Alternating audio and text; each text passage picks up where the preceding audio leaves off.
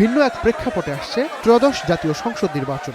এই নির্বাচন যে গত তিনবারের চেয়ে ভিন্ন তার ইঙ্গিত ইউরোপীয় ইউনিয়নের পর্যবেক্ষণ মিশন। 2008 সালের পর আবার তারা পর্যবেক্ষক পাঠাচ্ছে ভোটের মাঠে। এই মিশনের প্রধান লাটভিয়ার ইউরোপীয় পার্লামেন্ট সদস্য ইভার্স ইজপস। তার নেতৃত্বেই কয়েক ধাপে নির্বাচন পর্যবেক্ষণ করবে প্রায় 200 পর্যবেক্ষক। এরই মধ্যে ঢাকায় পৌঁছেছেন 56 জন।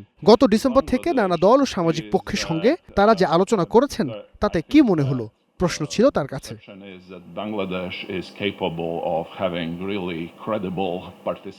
গণতান্ত্রিক দেশ হিসেবে বাংলাদেশ গ্রহণযোগ্য নির্বাচন অনুষ্ঠানে সক্ষম, লেভেল প্লেইং ফিল্ড আছে কিনা বলার সময় এখনো আসেনি।